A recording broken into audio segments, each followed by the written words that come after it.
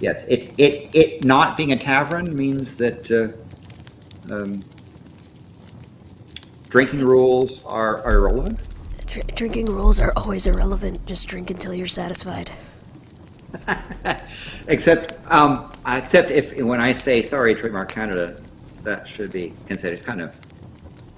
Oh yeah. No, the rules are there to enable drinking, not to prevent you from drinking. Not that you're drinking in a tavern, because this is not a tavern. Right. But it's not a. It's not a tavern. It is a not a tavern. It is right, correct. It's not a tavern. It's just not a tavern. Yes, that should not make sense. Right.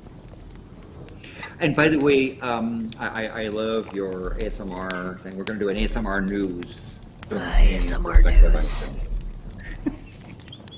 A kitten was found in a tree yesterday. Ron Swanson showed up and pulled him down. Everything's fine.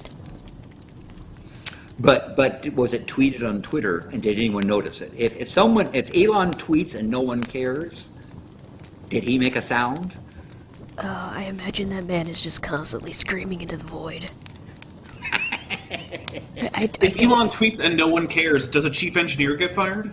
Yes. Yeah, so I'm glad we're getting all these things out of the way before things start, because it would be embarrassing. Yeah, nobody wants to hear that joke. Yeah, that was a terrible joke. Oh, God. Yeah, I think it's starting. What? Is it? Okay. Is it? No, is it? Hi. Oh, it is. Hello, everybody. Welcome back to the tavern. I sound like complete garbage. I'm glad you're here. I don't know if I'm glad to be here. I haven't decided yet. Maanya's on her way, because who the hell is that? Oh, she's gone again. Never mind. Bye, Maanyaa. Bye, Chesh, Maanyaa. you gotta take my advice with butter. You just gotta take my advice with the butter. I will make sure to try that. You know, I actually have been doing that, and it's been working. Oh. I'm better than I was Good. yesterday. So I have that going for me, which is because nice. of the butter. Yes, correct. So anybody, welcome everybody back to the tavern. I've got Landon, I've got Dapper, I've got Maanyaa with us today. Maanyaa has returned from the beyond, wherever the hell it is she was from. Can we hear you? Hey. Okay, we have audio.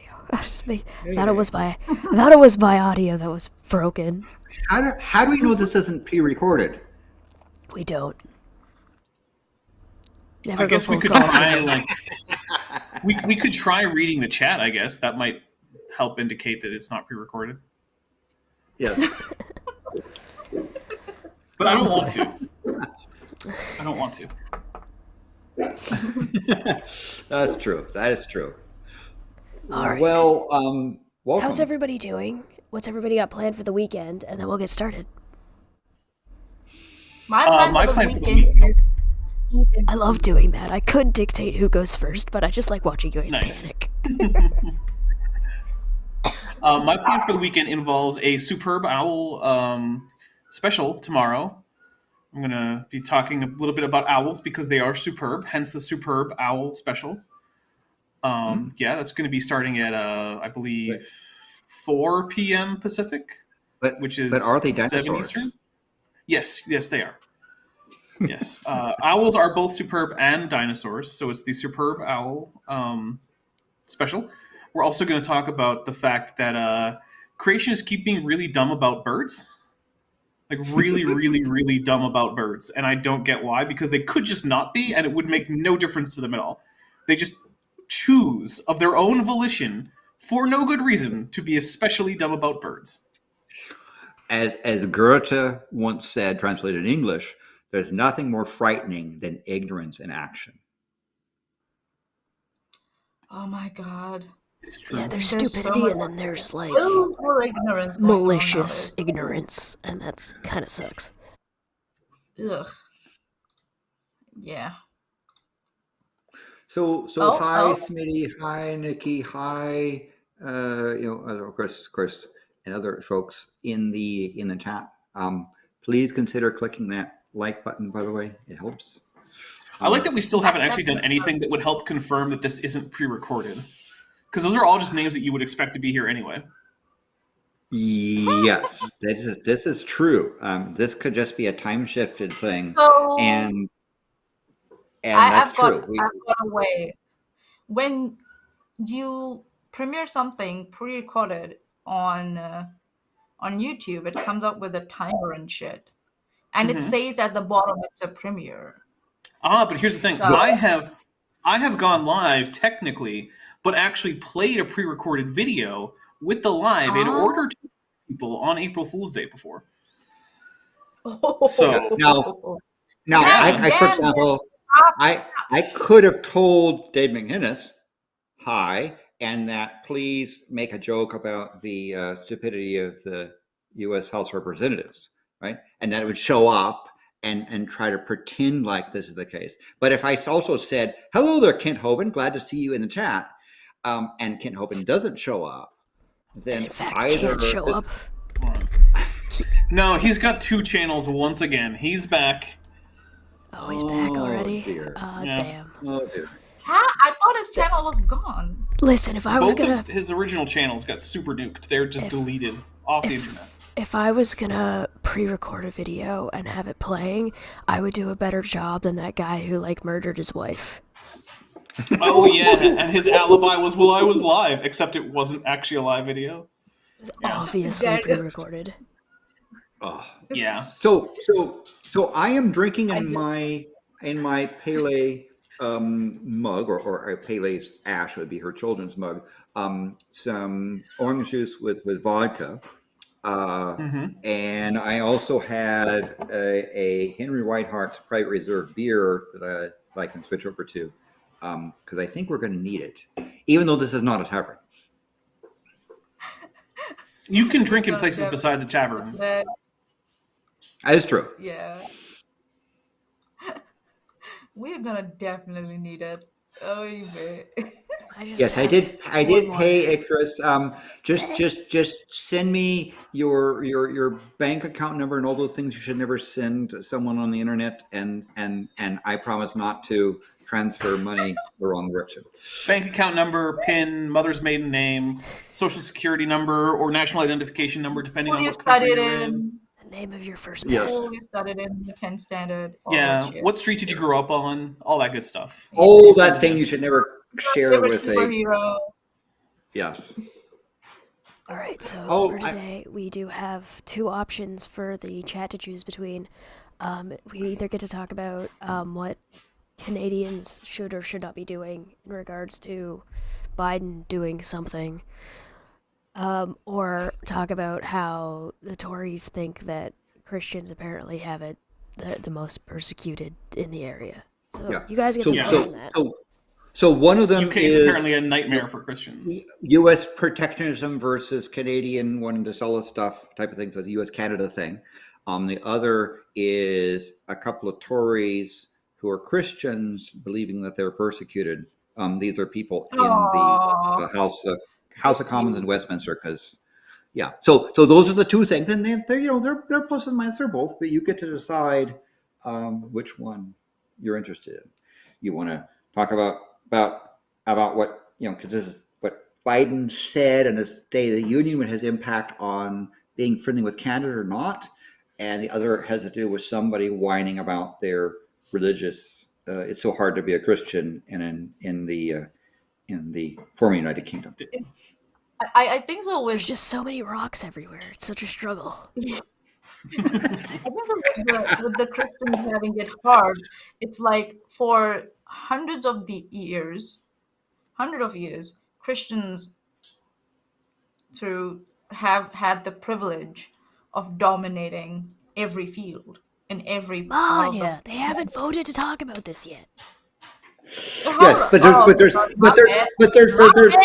Americans that want to have international trade, but also in protectionist. But then there's Canadians, and you can talk about from a Canadian perspective, their hand isn't so little white either. So we can What, get into it. Canadians anything might wrong be ever?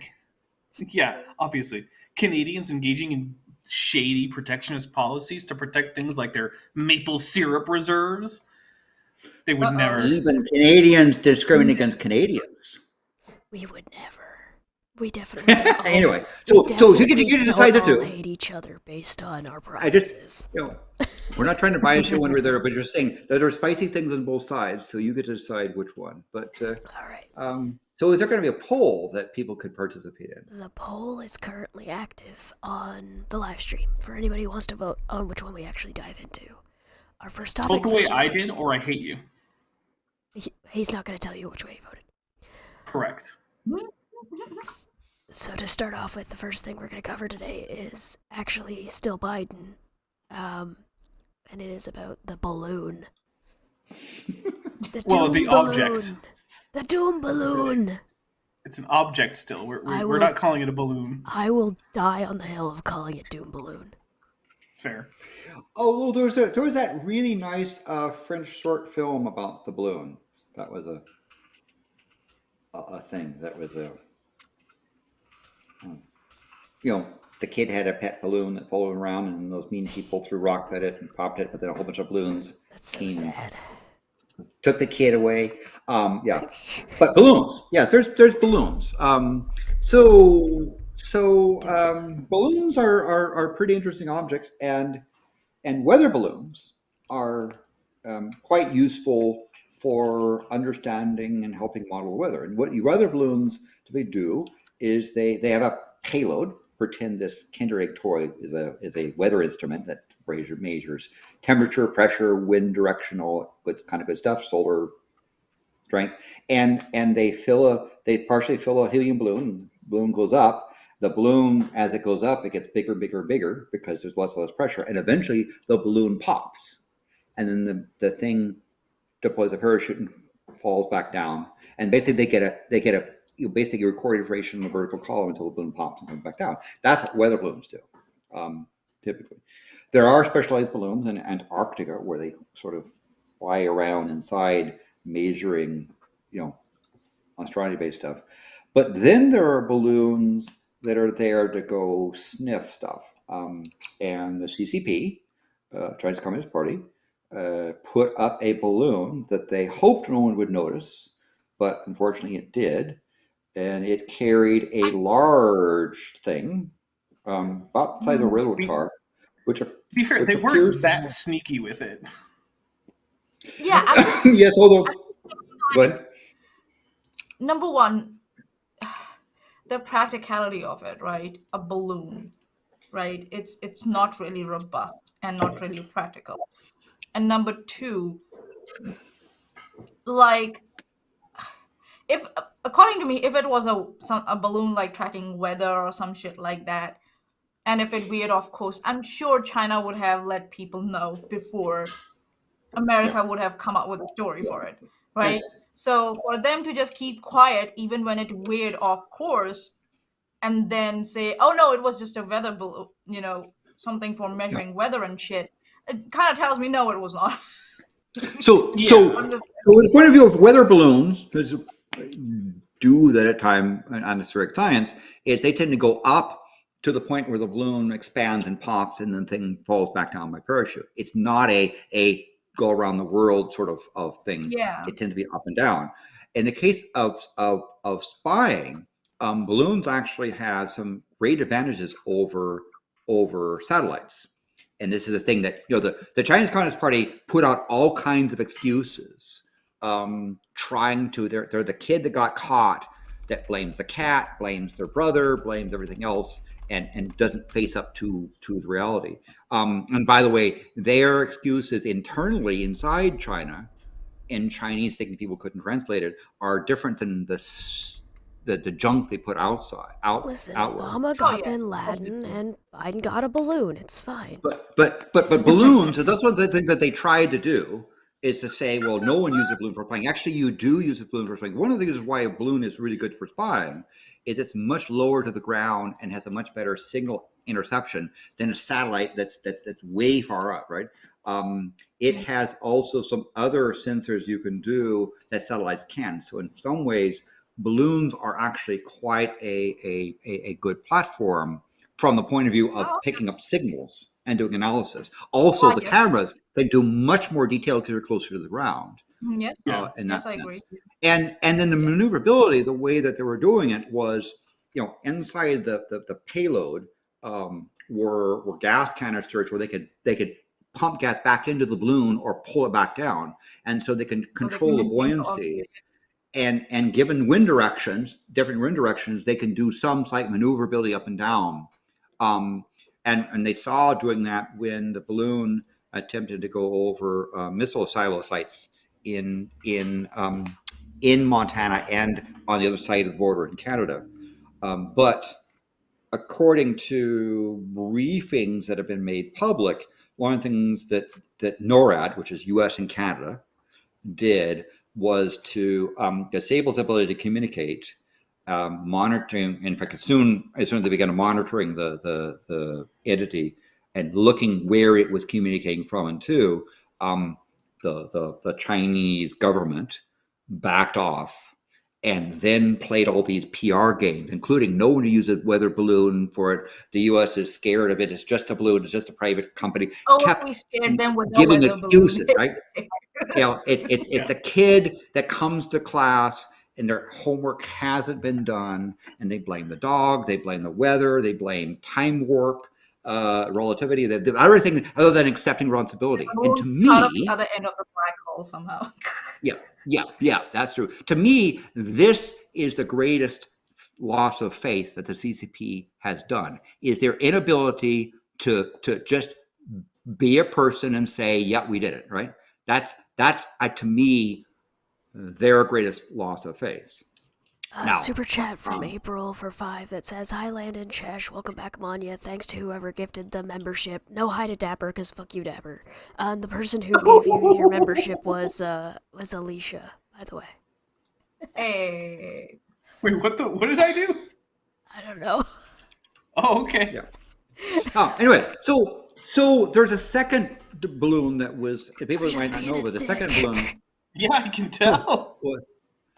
Was detected and actually shot down on as it approached Alaska. And the first thing they did was, in some ways, the intelligence that they were gathering on the balloon, the U.S. and Canada were gathering on the balloon, is actually quite valuable, right? We sort of let it operate, but prevented signals from going out by jamming and other sorts of things that they're not going to talk about, and then downing it in the water so that it kind of came down like a thing, and recovering that device as opposed to having it smash the bits on the ground or eventually hitting somebody, was a reasonable thing to do. So we gained a lot of information and gained a lot of information about what they were trying to do.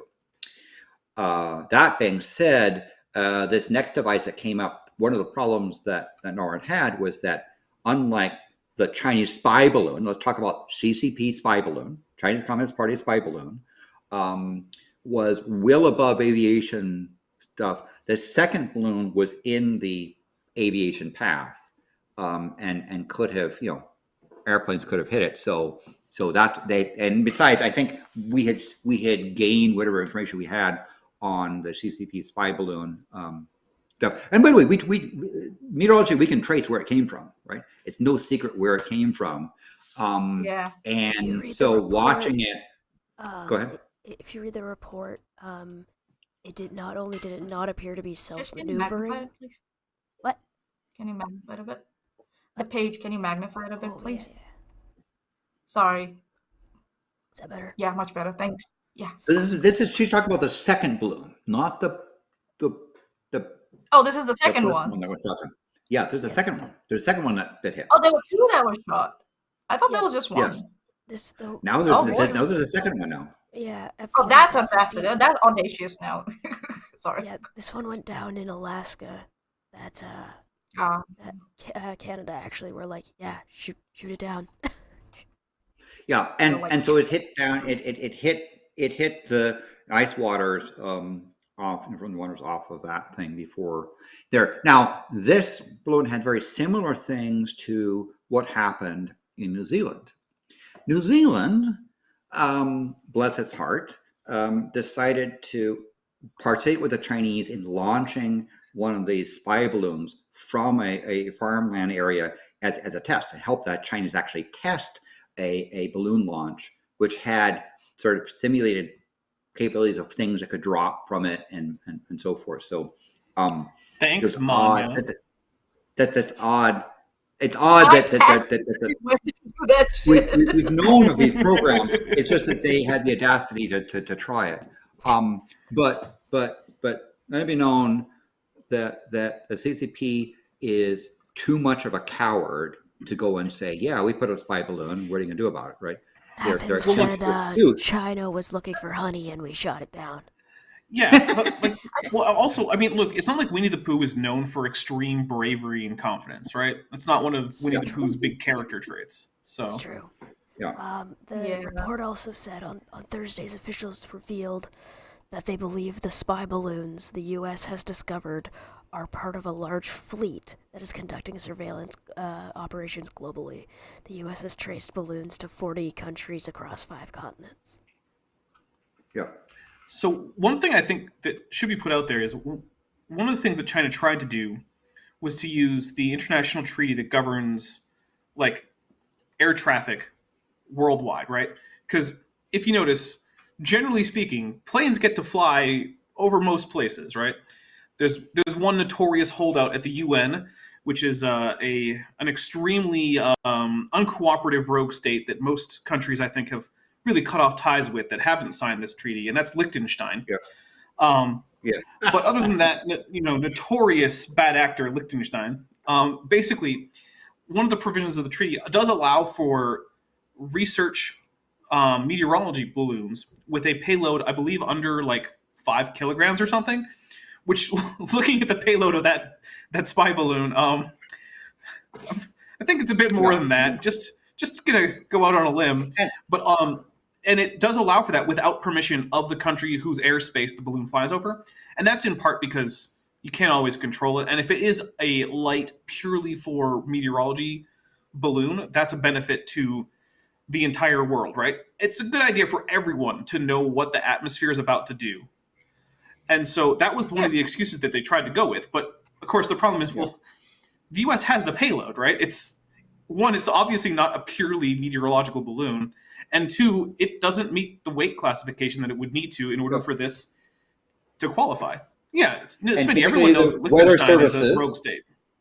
Yeah, and I actually accidentally went through Liechtenstein on the way on a train travel thing. You end up. I'm glad you survived. There's a train station. Yeah, and it was previously before the Swiss Army at one point accidentally entered Liechtenstein, had apologized, and then basically held a nice food drink fest with the locals to appease them. But most weather balloons are for the purpose of going up, popping them, and coming back down. And the reason why there's international borders is that some small countries, like let's say a country like Andorra or so forth, it's hard to go up and not cross a border, right? So there's sort of but that's typically what you do. They're vertical ascent, pop, and then come back down is how they're used worldwide. Yeah, they don't typically cross an entire continent. And they don't go across. There's another balloon that the Chinese sent across, or the Chinese Communist Party sent across South America. That's there. There's and I've heard rumors of the third one, but they have a fleet of these things around, and they're being mean. I mean, internally, they're saying that the U.S. Couldn't shoot down. It shows how weak the military airport because it took them too long to shoot them down. And they've also used things like they were that we were trying to aggravate the international relations with. Well, which one is it? Was it the U.S. is so weak that they couldn't shoot it down in time, or was it that they were trying to aggravate people by shooting it down? Like these seem like I don't. Anyway, can we just mention all of the idiots in the United States who thought that their hunting rifles would be able to take down a stratospheric balloon because apparently they don't understand how high bullets can go. Like, oh, if the Hold U.S. won't on. take, if the government won't take care of it, if the damn Democrats won't do it, I'll shoot it down with my rifle. No, you won't. Hold on. Oh my goodness. You own a rifle and you don't know the range of your bullet if you shoot it straight up into the and also what happens to that bullet when once it comes down? Oh, it hit for something. fuck's sake. I mean, that is a pretty good argument for It's all of the people who claim to know so much about guns and guns violence and immediately shooting that in the foot. Metaphorically. there's gravity, maybe. and that thing is pointy, that thing is small, and it's coming. You know with what force the rain droplets come down, right? Right. We know that, right? And this is something that's denser than a rain droplet. You know what can happen when it comes down, and if it lands in a densely populated area, you morons out there fucking. Yeah. Oh yeah, it can kill someone.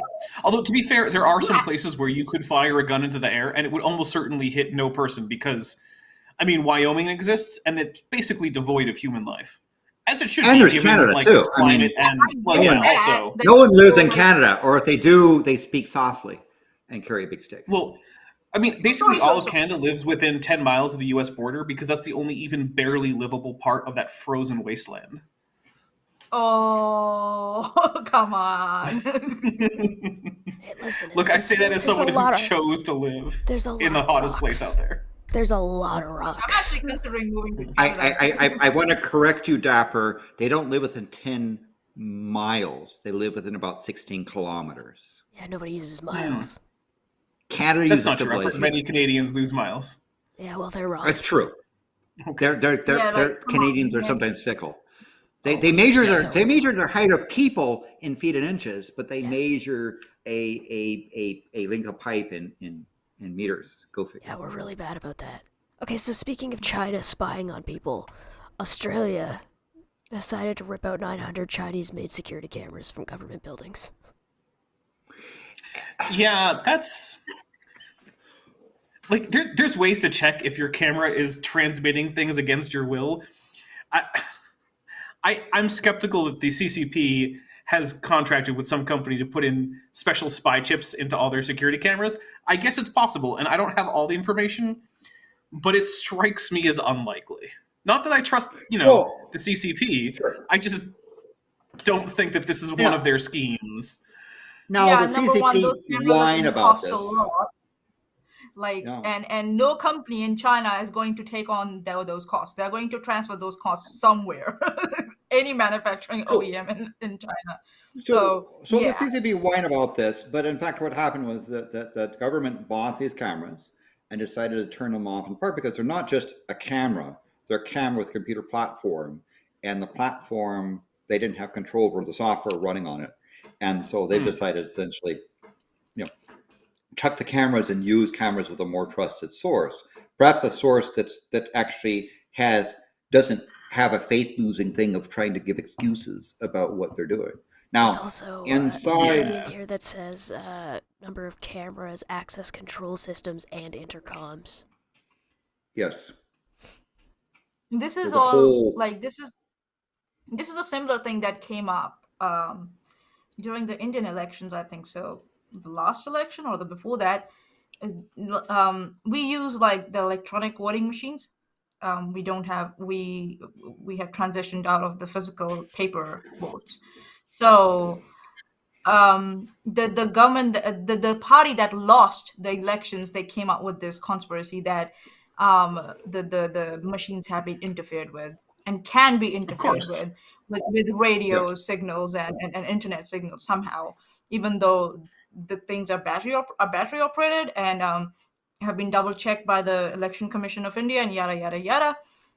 So yeah, it kind of sounds like the same kind of conspiracy where Well, but there's- I think so Australians have more, like Landon said, they have more evidence to go on that But and also the the software US shit, so. The U.S. has banned equipment from both of these companies in government buildings last November, and the United Kingdom's did the same thing. Maybe I was too Interesting. optimistic. Now there are claims that these the operating systems on the computers that run the camera and monitoring systems have flaws that could be exploited and broken into. And so one of the things as well is, even if you say the CCP isn't going to do anything bad, other people claim could do bad things with the security system. Like, so even understand people this is not locally. and this is not a trade issue, right? The government of Australia bought these cameras, decided that they pose a security risk, and decided to deinstall them. They're not saying you can't buy cameras from China. Yeah, They're saying we're not going to use these cameras anymore. Well, that's what China's From trying to these say, right? companies specifically, and also these China's companies specifically. yeah, China's trying to say they blasted Australia's move on Thursday and claimed the country was discriminating against Chinese business. If they already bought and paid for it, they're not discriminating against the business. Yeah. True. And this is this common trope that CCP tries to do, is to say, well, you're Yeah, it's just like- anti-Chinese. No, Yeah, again, it's I keep like saying my- CCP, government of China. This is not Chinese people. This is Yeah, not there's a China. distinction. This is the CCP, and their Also, shells like- that. Linda, are we Also, going like, with the real government of instead of- China is the Taiwanese government? The government in exile of all of China? Oh, God. And also, like, instead of the CCP trying to let the companies, placate the Australian and the UK government by ensuring them that, these are the qualities of our product, this is the way they cannot be interfered with. If you want, we can modify them. Come up with a system where all the doubts are cleared and or taken care of. They are like, oh yeah, let's add more fuel to the fire, like discrimination. Yeah, let them work it out, man. There's For fuck's sake. My Unfinished Journey for 5 said, so Canadians huddle up and warm their hands at the American border. Yeah, Pretty basically. much. Yeah. Well, relatively speaking, because the Canadians that are near the border of places like Minnesota, Michigan, they're you have cold and colder that they're warming their hands against. Yeah, but I mean, look, when you're in Canada, even like Montana is like a tropical oasis, a bastion of warmth. Because you just cross that border and suddenly the temperature drops like 20 C. Yeah, and for those that might not know, just check out a group called Venetian Snares and their album dedicated to Winnipeg, and you'll learn about some places. Like Winnipeg. Okay. But no.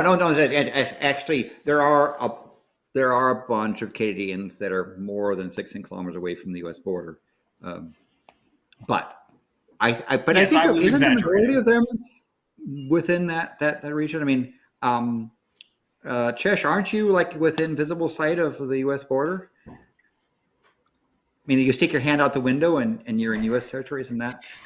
Violate international treaties. I'm close, but I'm not that close. Okay. Oh, no. To be fair, I'm Chesh within. can just spit into the U.S. Yeah. To be fair, I can see Canada from my window. Unlike a certain Alaskan governor, I can actually see the other country from my window. Well, she was claiming to see Russia, wasn't she? That's true, but Oh, but boy. that her state is She also bordering couldn't do Russia. that. My state, and there's a ditch. There's a ditch, not a wall. That Canada has built a ditch. Trudeau's ditch is called, and it's about maybe 2 meters wide, about a meter deep. It's a no touching zone. Yeah. Oh, well, actually, but there are tables and they have little obelisks that say Canada, U.S. and they're tables they do. where you can sit and meet and like share hot dish and show up. Yeah, and we have have a something chat with people. similar, like at our Pakistan-India border. Also, they're like points, and you can go up to that point, and you're allowed, but you're accompanied by the army, obviously. You can go up to that point, and if someone else from the other side has come in to visit that point, you can shake hands, you can take pictures there, and then go back. But not lunch tables. That's a very good idea, actually. The dishes that we would share, India and Pakistan, if we have those lunch tables, will be amazing. Yeah. Yes. That's but anyway, yes. Good. So and China is a wonderful place. I've been there a number of times. My parents lived there a number of times. It's just the CCP kind of sucks. Yeah, I mean, look, I've been to Hong Kong, which is technically China, and it was technically China when I was there. Is But it it wasn't- now? Yeah, it was. It was. So the thing is, since then, it has become much more China than it was when I was there. Oh, And I kind of think of Hong Kong, Taipei, and Taiwan as sort of like what China might be like if the CCP sucked a bit less. Yes. Because Ah, all of it interesting. could be like that. Because the thing is, I mean, like Taiwan, right? It started out as poorer than much of China was, mainland China was in the first place. And then they just had a slightly less crappy government.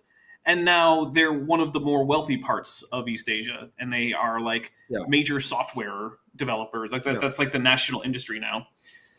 Yeah. It's like they're leaders in tech. Taiwan So, has never been under the control of the Chinese Communist Party. And correct. people there appear, the vast majority appear not to want that to happen. Can you I think so. blame That's them? But good. it is also CCP doctrine that they will be, assimilated. They'll be assimilated into the CCP. Oh yeah, board. they did the same thing with Tibet. Their policy was same with Tibet, assimilate them at all costs. Yeah. And India got the wonderful Dalai Lama in their And Yeah. there's also places where China claims territory that India claims. And one of the things Oh, that yeah. the CCP does, they take the border post and they dig it up and they move it. And they move Oh, it yeah. again. And then people Yeah. throw stones at India each is other and soldiers each are other like kind of sticks. sick of it. They're like, Isn't there an and island that both the U.S. and Canada claim? Well, yes and no. There's a couple of disputed territories that are basically islands. Rodent, where like the border jags like really weirdly in some spaces. If you go to Google Maps and you zoom it in, you'll see what I'm talking about. Rodent in the chat also said I need to sell my used tissues on OnlyFans, so I'm just gonna real quick show you guys something. That is just from since we started. oh Wow. my god, oh shit. Oh. It's snowing. So yeah, if you walk the U.S.-Canada border, you find that there's the border established by treaty, and there's the border established by regulations, and there's the border established by fact. And so like there are farms where they have like a pond, and the actual border kind of goes around the pond because no one wants to go through the pond. And there are spots where it kind of zigzags back and forth. And so even though on the map you'd see it, the actually practicality point is there. But you can usually tell you're near the border because Canada has a road they call the 0th Avenue. And kudos to Canada for calling it 0th Avenue. That's I think that's a good thing. And we have a thing like Border Road. And these two roads run parallel to each other. And Trudeau's ditch is in the middle because that's how they keep us Americans from invading Canada. They don't do a wall; they do a ditch. Americans are notoriously bad at getting past ditches. And I will not say that I've never accidentally gone across the border but I have a Nexus pass, so I have permission to enter Canada. I just need to do it at a border crossing. So and then usually, yeah, good. No, I'm gonna do our next one. Let's say usually there's a Canadian border crossing person who, seeing an American, will ask one of a couple questions. Do you have any guns? Because obviously all Americans have multiple guns. And then secondly, want to know is, are you carrying alcohol? And the third is, what is your purpose for entering Canada? And you might say sushi. That's one of the more usual things because it turns out north of here, there's actually some really good sushi restaurants. Also, there's a curry house called India's Most Wanted. There in Abbotsford. It's actually really good curry house. So that's sometimes you can go there to eat. So the chat has voted. Nobody cares about Christians and their stupid problems and their first world issues. So everybody wants to talk about Canada challenging Biden's protectionism. Yay! Hooray! Now, Yeah, this that's is what I was the going with. Toronto Sun, and it's an editorial, so obviously it's biased Canadian. But Biden's take it away, Scott. protectionism. Oh yeah, the U.S. is full of protectionism. Like the U.S. currently has hugely inflated prices versus world prices for many items as a result of the fact that the U.S. bans or strictly limits imports of various items from around the world, in so as the to name keep of them being future. made in the United States. Yeah, yeah. Like for instance, sugar, like cane sugar in the U.S., is significantly more expensive than it is in most of the world because the U.S. imposes a import quota so that Americans have to buy American sugar at higher prices because America is actually not a great place to grow sugar. And they also Yeah. banned sugar from Cuba, right? Cane sugar Yeah. in Cuba is Also, bad, which is why raw when you eggs. go to a restaurant, when you go to a restaurant and you have those hard candies, those, like hard candy mints, they're made in Canada. The reason why they're made in Canada is that Canada imports Cuban sugar Oh because yeah, you need I've seen cane a lot of sugar candy shops. to make hard candy, and then so the Canadian candies you get that are hard are actually Cuban sugar that U.S. doesn't allow inside it, so that goes to Canada and then they ship it over to us. Yep. Interesting. Also, the whole thing, like right now, the U.S. is like eggs in a lot of places are pretty expensive, but they're even more expensive in the U.S. specifically because the U.S. just banned the import of raw eggs. Hey, eggs are for later. We'll get to eggs. Yes, there's anything for It's later. connected. It's connected. Hold off on your dinosaur. I know your dinosaur Ken. I know you like to talk about your Ken, but I do. But free trade agreements are really a bilateral agreement of who gets to screw whose industry, right? So there's an agreement saying And you screw can their own citizens this in the product. process. Yes, In the process, and then we get to screw this stuff. So to some extent, part of the thing. Now, to be fair, what Biden said in the State of the Union is that he wants the federal government, when the federal government is purchasing things, to have the federal government spend it in the United States. So when the federal government wants to buy tar for a road, he wants that to come from an American tar supplier, not Alberta. Yeah, Who the imports the announcement- material from China? The announcement reads, I'm also announcing new standards to require all construction materials used in federal infrastructure projects to be made in America. America-made lumber, glass, drywall, fiber, optic cables, Biden said on Tuesday. Yep. And Canada exports a lot of lumber to America. Yes, it does. Yeah, Now, he didn't say you can't buy Canadian lumber. In fact, most lumber, a lot of this stuff back here is Canadian lumber. This is all made. All that beam stuff out over there is Canadian lumber, right?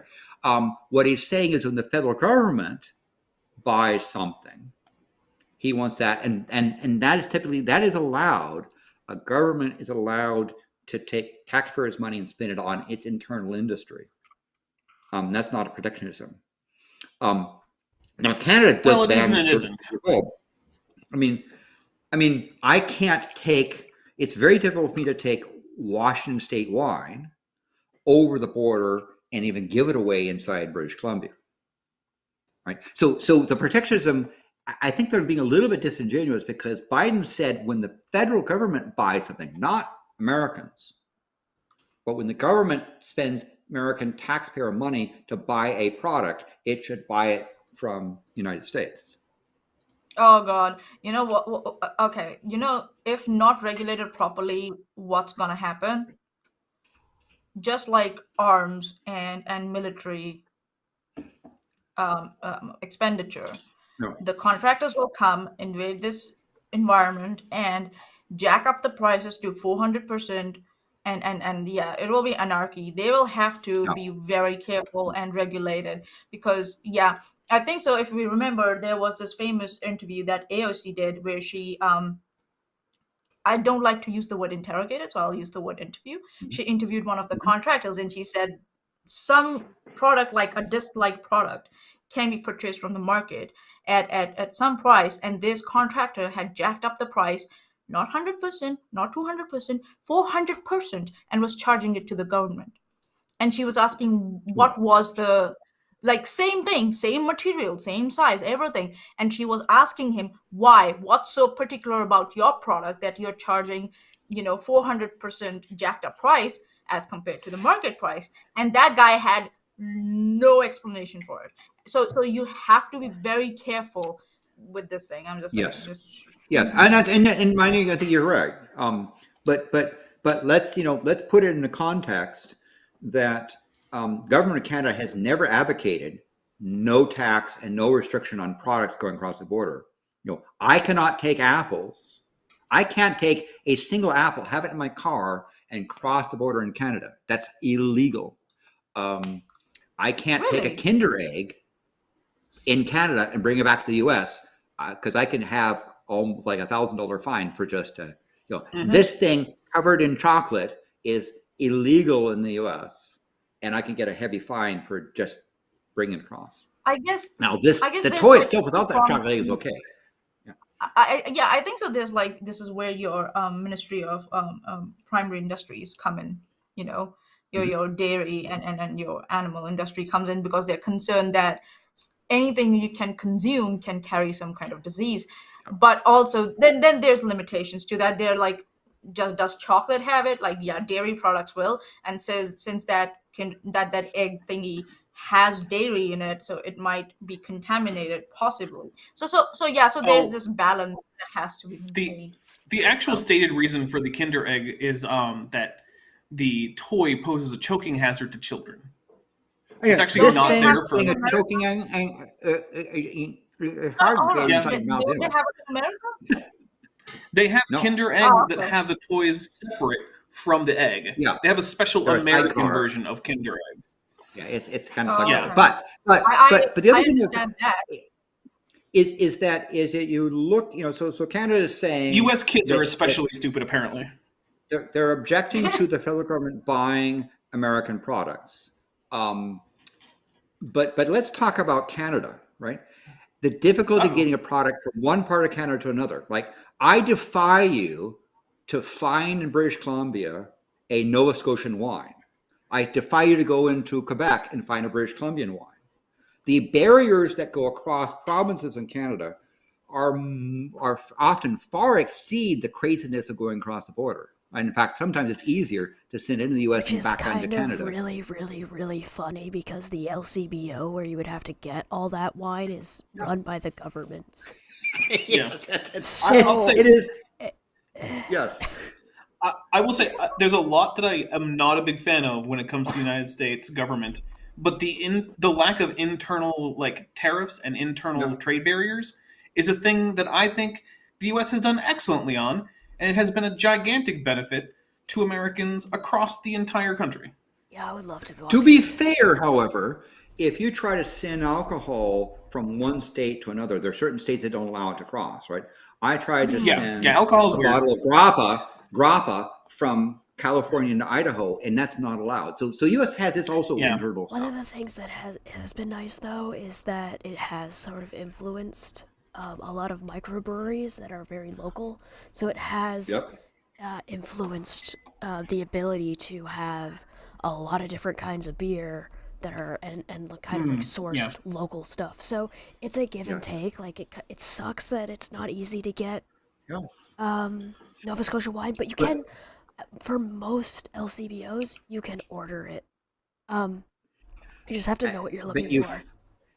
Yeah, except you find as a store actually want to do it, and then it's not easy. And getting it across, and then of course getting it back.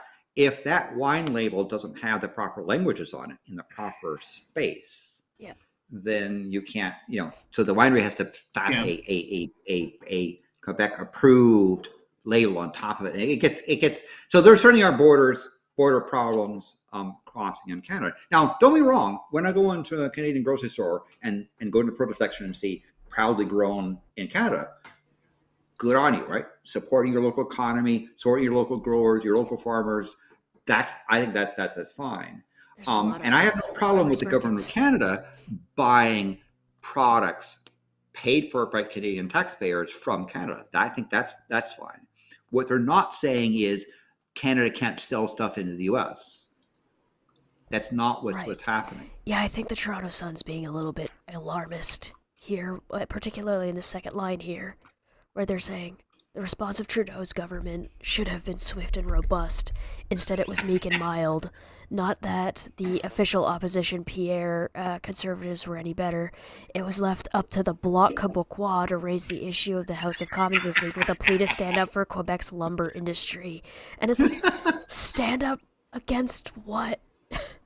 Well, This is such a Quebec nothing- lumber industry stand up against British Columbian lumber industry. This is such a, Right. like, nothing burger. Getting BC lumber into Quebec Right. because they play the national assembly and stuff. I mean, that's a little Also- interesting issue too. Belmont in the chat brought up a good point. Says, aren't the U.S. and Canada bound by NAFTA? And Yeah. yeah, but it's not like there's a requirement to buy a certain number or an amount. Yeah, so NAFTA allows for the free movement of certain goods, but it does not bind the governments to buying goods made in those countries, like made in the other countries or anything. So it's sort of And by the way, you can yes, bring the go ahead. lumber here, but you can't make anyone buy it. Yeah. People can opt not to You buy it, and that can't- includes you the government. can't force the government, on there. Right. And there are it's now NAFTA has morphed into other modified treaties, but they try to have the free flow of product going across the border with minimum tariffs except where prescribed by law. But it doesn't mean that you can't have a city deciding when it buys food to buy food from the local farmers. Did any of you that's guys permitted. see the interviews with the Canadian reporters when Trump introduced some Canadian tariffs? And I did not the actually. Canadian reporters were just like, "What? What did we do to you? Why are you being mean to us?" Yeah, and it is true that to be fair, They the were all US just so like does- they all seemed like they were like personally offended. Like, what? And it What is did true, the Canada US ever does do to you? not treat Canada well because they're a nice friendly hat on top, and we're so lucky to have them as a nice peaceful border. We should be friendlier about Facade. the whole thing. Yeah. There's a So- reason they're massing so- their population right against the border. It's to prepare for an invasion. So, when but Trump it's had true. You'll all be added sorry. on New Zealand for If- their steel and stuff. Jacinda Ardern didn't go like, "How dare the put tariffs on our exports?" She was like, "Okay, let's sit down and negotiate. Let's find out what's the reason why you suddenly impose these tariffs, and talk it out." Like some of the Chesh said. Sorry to that- interrupt, but just a breaking news. There's a breaking news. Canada, NORAD has announced that they shot down an unidentified object over northern Canada on Trudeau's. Oh my God! For fuck's sake! So there is a Just fleet by happened. the sound of it that's moving around. Doesn't that mean that technically Canada just said that they shot down a UFO? Balloon. Oh, Technically, if it's an only unidentified they shot object that down was this in their balloon. airspace, they just shot down an unidentified flying object. It's a NORAD automatically command. alien. It's just coming over the border. Justin Trudeau said that an object was shot down over Yukon, and it was used. Canadian and U.S. aircraft were scrambled, and the thing was taken down. So. Good job, guys. We got a UFO. Yay! So Aliens are So I invading guess this planet, Biden Colorado. Biden says if U.S. buys balloons, they have to be American balloons, not Canadian balloons. Mm.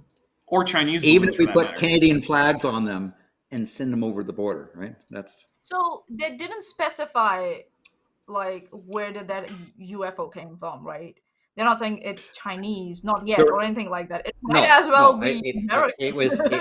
but it was Yukon spot. So it came in. I guess it came in from down top. But well, it's a breaking news story. So I'm sorry, Maanyaa. I wanted to please continue. I It wanted came to. from get that- up. Sorry, I just had sugar and I'm bouncing off the walls now. It could have been from Alberta. I mean, Alberta could have sent a balloon over to the Yukon. It's true. There are separatists. in Never trust Alberta those that don't- Albertans. Oh, you mean the Texas of Canada? Yes, Yes. I do mean the Texas of Canada. But Damon Guinness is also Anyone correct. recognizes that I, name, I let me I know. do like to buy wine from Canada, and if you're American, you like wine. Check out some of the wines from Canada. They actually have really good wines out there. Niagara. All right, Maanyaa, did you have anything else you wanted to add about this stuff? Sorry for the breaking news interruption. That's okay. No. We were talking about the tariffs and shit, right? So I was just saying, like, when New Zealand had tariffs imposed on them, yeah, like, we sat down and had a chat with Trump and his administrator at that time, and we did get some concessions. And like, it's becoming so evident nowadays that how these politicians act, you can kind of predict. Like, they will create a problem and they will start suggesting solution for it, like, oh, we have to protect our interests. It's not like Justin Trudeau can just like give a phone call to Joe Biden and say, what the fuck, buddy? It's not like that. And what the fuck happened to my camera? Okay, so it's a process. If a country has decided to look for alternative sources, for whatever they want to buy, you have to adapt, and adapting can take some time. So, like, like, just So see. block Ottawa members in Parliament push to have the province of Quebec buy only lumber from Quebec, even though there might be better products or better product availability from, let's say, BC or Alberta. And they get away with it because sometimes in certain National Assembly stuff, they hold a margin that this can ties push it through. into Or results. politics will try to politicians will try to suck up to them in return for that production. This all ties into what Dapper brought up with the eggs, because the lumber industry has gone to like complete shit during COVID and all that stuff, and hasn't totally recovered yet. So it's part of the problem. But we'll get back to that. It is now time for our sponsor for today. So Yay! please enjoy. Yay. Hello. Welcome back to Don't Back Friday. Don't Back Friday. Don't Back Friday. Don't Back Friday. Don't Back Friday. Don't Back Friday. It's going to be fun. Yeah, so the sponsor today was just me. Come and join us on Friday. Maanyaa's back now, and Dapper and Bent are going to be joining us for a special Kent Hovind edition.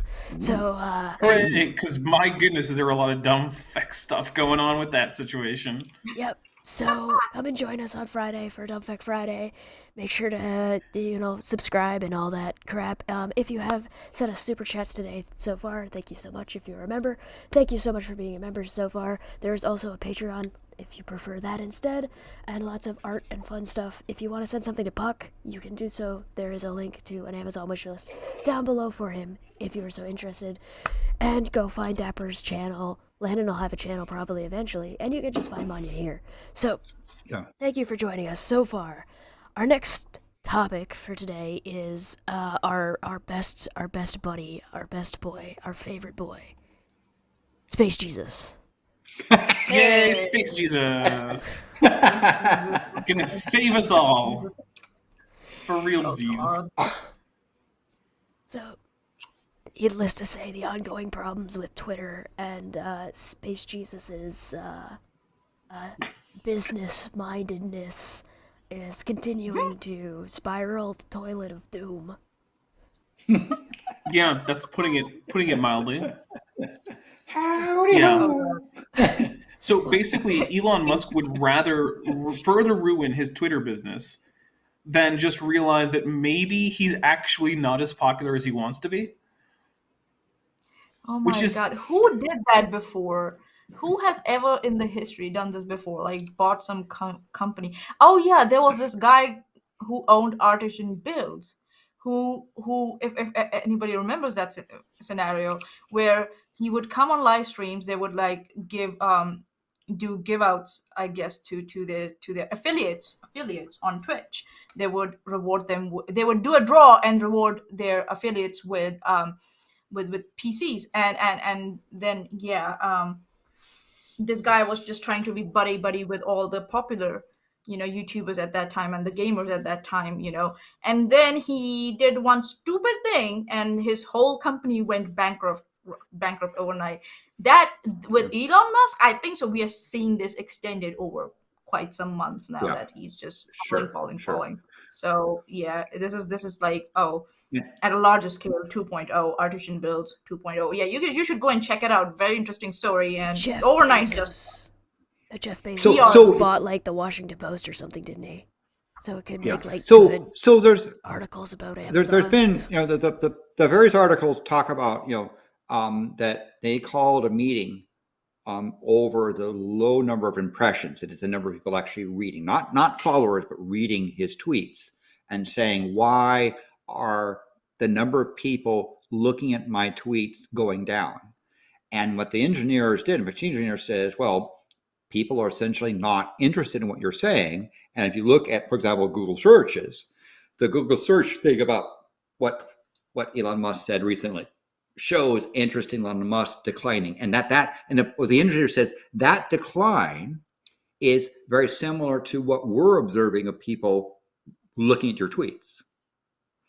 To which Elon Musk fired the person, the chief engineer, who the engineer was trying to say, look, this is the numbers we said the number of impressions of people looking at your tweets is down because there's fewer people there. And if you look at the Google searches on interest about you, that decline is similar. So this is here's corroborating evidence that people are less interested in what you're saying. And then Musk fired him. I have a funny which is feeling the that best now he's thing to going to do. try and go and bid for Google just so that he can manipulate the Google searches on there. Yeah. Now, so it's been a thing about the U.S. says that the number of people that declined nearly 9% from October 2022 to January 2023. My advice for people from a security standpoint and from a social standpoint is, first of all, delete any Twitter app on your phone, on your tablet, on your computer. Don't use their apps, especially on things like Android or Windows, because they can put anything they want to and monetize anything they want to. So don't trust their apps.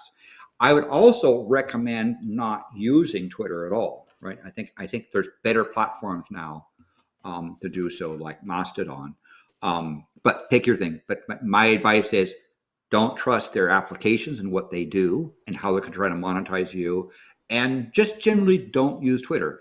We move beyond it. We move beyond Ask Jeeves. We move beyond AOL and those little CDs. We move beyond the IBM PC floppy. So just move on. Linda, are you saying that I don't need that AOL CD that I have anymore? Yes, you do, but that's from the point of view of proving a point about evolution. Oh, okay. It was like evolution of We've the internet. evolved. Yes. Okay. All right. Because I've been holding on to this thing for years, just in case. Some of the data. I was betting that AOL was going to make a comeback, and then my AOL disc was going to come in handy. If your AOL disc is actually in pristine condition, like in a magazine or with that, there are places you can sell those things on eBay. People that collect them. Interesting. If they're in pristine condition. People will collect just about anything, it seems. Correct.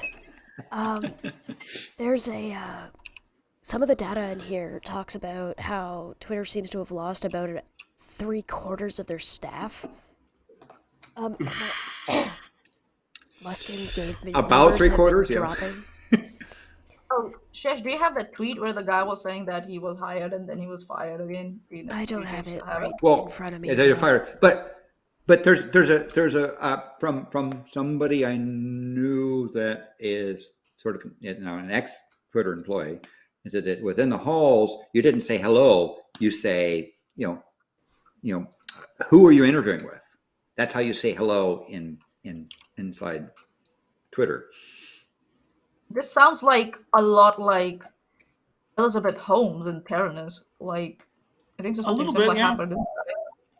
Oh Well, my I'm God. pretty sure we before talked about how Elon Musk seems to not have very good impulse control. So he sees something he doesn't like and he responds viscerally to it immediately. I was also watching a video like a month or two ago where he did an interview where he basically just talked about that the way it was kind of like a little bit of a one. It was one of those deeper one-on-one interviews of like, why are you the way you are? And it seems to be that dude's just really lonely. He just doesn't have any friends. Oh, so he tries to buy them with Musk. money. Where have I heard that before? Oh my god. So he bought Twitter for $44 billion and then was an asshole at a Dave Chappelle show. Anyway, Yeah, there's a checks trend out. that That makes sense. people have been losing interest in him since April 10th of 2022, and then he just told them they were fired. I like that the comment says, "As the adage goes, you ship your org chart." Right now, Twitter's shipping chaos. My suggestion is find another medium to communicate with and move on. Right, that would be my recommendation. And don't trust. Twitter has banned third-party apps, and the Twitter app might try to monetize because they're desperate to make money. Information about you. Savage says, so be has careful about Elon it. tried not being an asshole? I don't think he has actually. That seems like one of the few things that he just won't do. It also says that there's the users have declined by 9%, which is a lot Gigantic. between October 2022 and January of 2023. Especially since he's trying to grow Twitter December, to pay January, so for 3 months. because he's trying to grow Twitter to pay for his mortgage, right? He took out loans to buy Twitter because he doesn't have that much from money. like Saudi and Qatari nobility too, which I don't know if you guys know, but they're the kind of people who don't have too many qualms about just fucking murdering you. So yeah, Oh my God, the no. Twitter buyout was financed by literal murderous slavers. That's who currently is owed money for the Twitter purchase. Murdering slavers. Yeah, the Saudis and the Qataris are both murderous, and they both trade in slaves. They say they don't, but they do. You got the finance from them? How? What? Not all of it, but partially. Yeah, that he took out Yeah. loans. That's one of the from major Saudi Arabia one of the and major. Qatar.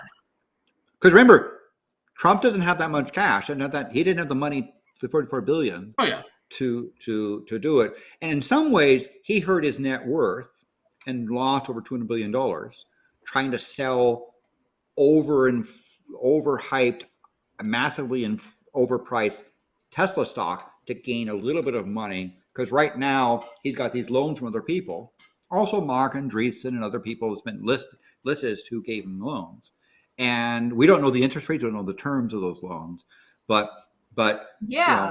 Musk has to pay. He also has to pay rent, and his landlord in San Francisco is taking him to court because he's failed to pay the rent on his buildings. It's not even just that he failed; it's that he's refused. He's like, "I'm not paying for this building." Jackalope, Yes. While I you live said in it and use the utilities and blah blah blah blah. Okay. I miss your real voice. Don't deep throat cacti. Noted. Whoa. I'll keep that in mind for Good next time. advice. This is Alex Cohen. Alex is the engineer that is in the article I'll that be we're back. talking about. Mhm. After being laid off from Twitter as director of badge access and then rehired and promoted to junior analytics engineer a month ago, I am sad to share that I was once again fired from Twitter this week for explaining to Elon why his view counts are declining. It's been a journey. Yes. Yeah, I'll say. Goodness. I told Elon to post more thirst traps and that the algorithm rewarded ass and cleavage, but that's when he fired me. I hope that's literally true. That would be amazing. I hope that is also You true. just don't get as much traffic if you don't post thirst traps. It's true. Thirst traps. There's also like a ton of problems going on right now in Twitter on a technical level. So like sometimes if you are on Twitter still and you still see Elon Musk's posts, he was posting about how he switched his account to private to see if it got more engagement because they were having some kind of issue on the back end somewhere in the programming that was making not private accounts public or private accounts public, etc., etc. It's just falling apart at the seams. How would you want basic functionality like who can see whose posts to work? That's Right. just silly. outages as well. For a little while, DMs weren't working. If you were in Oh, DMs, they just disappeared. did you get caught up in that whole thing where people were just randomly being hit with "You've exceeded your daily maximum tweets"? Yes. Oh, I didn't get hit by it, no, Yeah, because I've been I got quiet. hit by it. Oh, I I got was hit by it. I dead. was like, wait a minute. I looked at my maximum tweets and I'm like my daily maximum is like 2,500. There's no way in hell that I tweeted 2,500 times Yeah, right. in this like today. Yeah, it Yeah. goes in. And go ahead. It goes in and says, No. yesterday Twitter experienced a mass outage. Users were incorrectly sent messages telling them that they had reached their Twitter limit for the day. Note, Twitter actually does have a limit of 2,400 posts Oh, for 2,400, 24 sorry. hours. But this is not, Was it? but in this case the warnings were erroneous. Wasn't it also Yeah. like they have reached their like followers limit? Also, like they couldn't follow more people if they Like- wanted to, or something like that. It's just chaos. Or- It's just I don't absolute know. fucking chaos. Yeah, and Not that looking. Yeah, the whole but in that sense, I won't tell other people what to do. I'll just tell people what I've done, which is, long ago, I took basically a complete Twitter dump of all my history, downloaded it, and then essentially changed my bio to say, contact me on Mastodon. I was, and did that for also the International Obfuscated Suku contest, and moved there. A bunch of people, followed there, but that was, I essentially moved out of Twitter in late November 2022, and it has declined, ever since. So I don't have to worry about tweet limits because I no longer use the app. No tweets. They turned off third-party apps. I no longer, check stuff. It has moved on like Ask Jeeves and Yahoo and other things. I mean, Silicon Graphics. So the tech moving I still moves have on. my Yahoo Mail account so that I can give it to companies who I don't want to have my real email account. I still have a So, They Hotmail can just have all is that it nice? Dapper at yahoo.com? Okay, yes. No, that actually is not it, because this is an email account that I made long before I even had the idea for the channel. So like this is using some old screen name that I used in like high school or something. And this is like a it Jurassic literally level aged account. Yeah, right? basically. We got into Yeah. back in Jurassic. Wow. Yeah. So basically anytime there's a website that's like, oh, we want your email, I'm like, I don't want you to have my email, but you can have this one.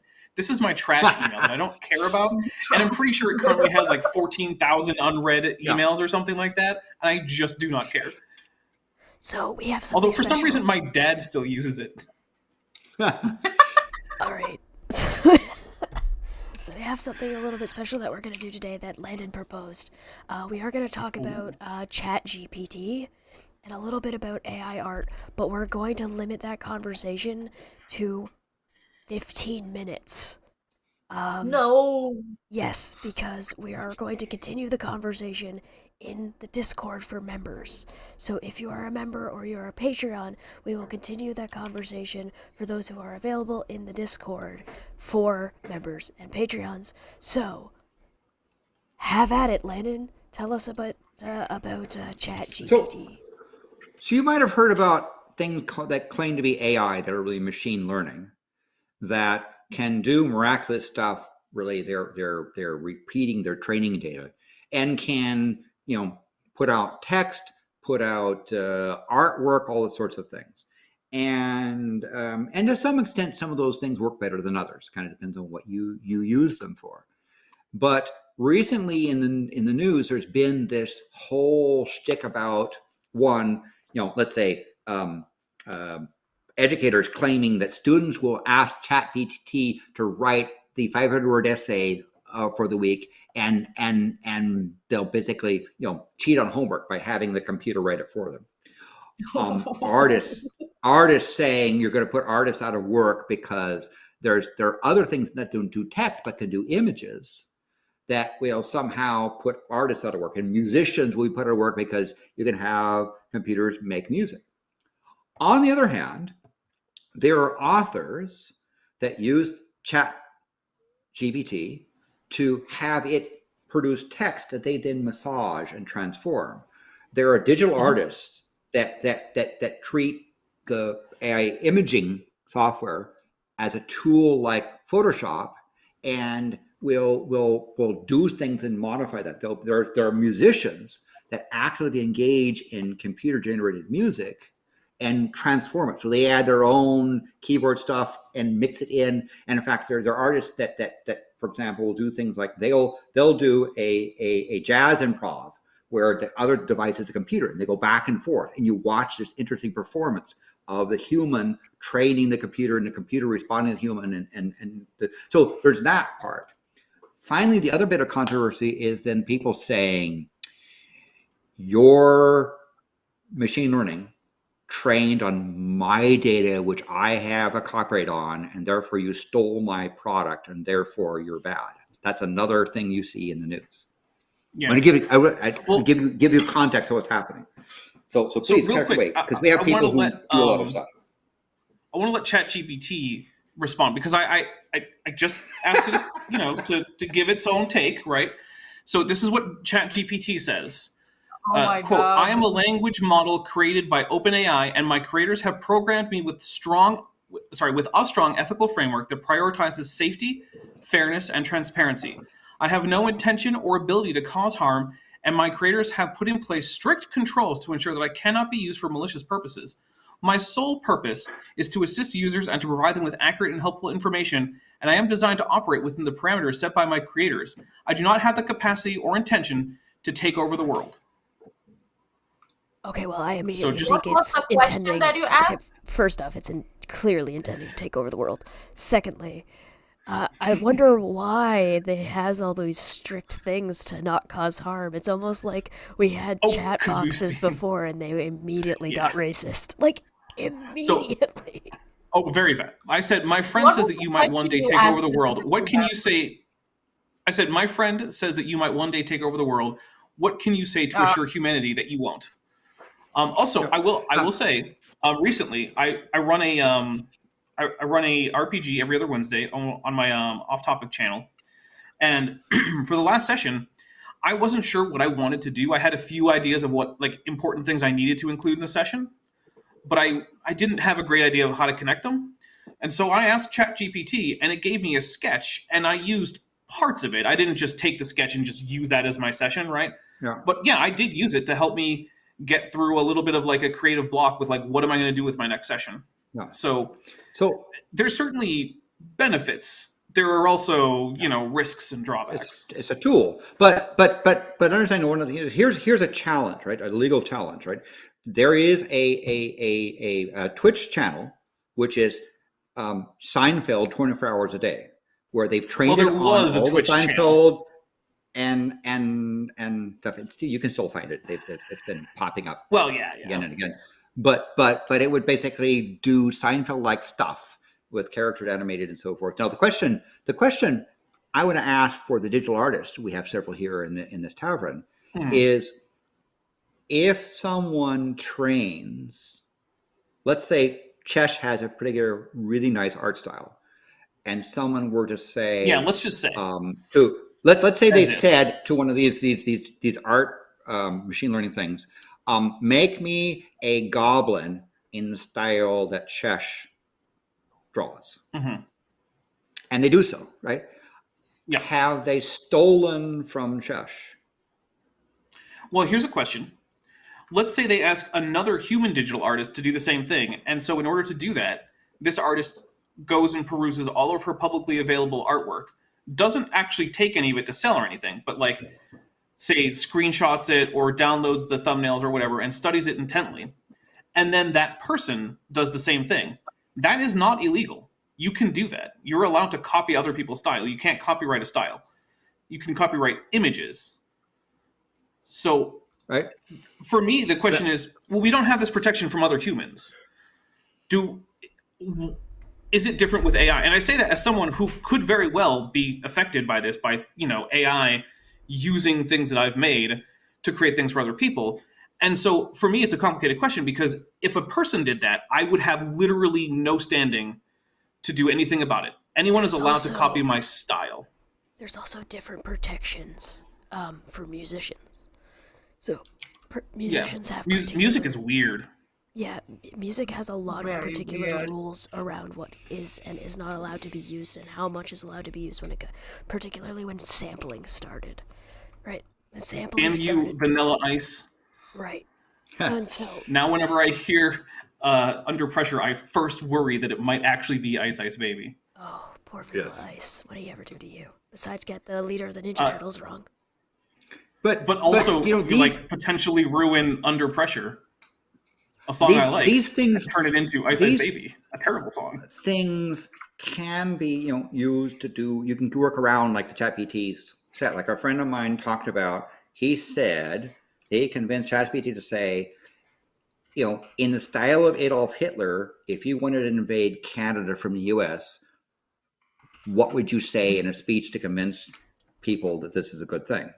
And it produced Yeah, I also in German it- a speech that was Ooh. Hitler-like, talking about invading Canada. I Yeah, Oh I my also goodness. it has fairly strict controls about like promoting pseudoscience, but I got it to write a procreationist speech in the style of Kent Hovind by just asking it to. So like it's not hard to work around its strict ethical and accuracy based guidelines or whatever. I think Like those are could pretty you easy have to it- circumvent. Could ChatGPT produce a Kent Hovind thesis with appropriate citations? no. Well, no, because that's impossible. Kent doesn't use A Kent appropriate Hovind thesis, by citations. definition, can't have citations like that. I think so. It's possible. I think. All right, but how about Insert- this? KGV a title? Yes. All right. I think that if you're going to do this, particularly the way, particularly when it comes to AI art, I think asking for names should probably be abolished. That'll be the thing that has to be taken out of it. Yeah, I do want to say, and this is I see You what. don't ask for an artist's style, but you can use your prompts to try to imitate that style as best as you can on your own Interesting. without using their names.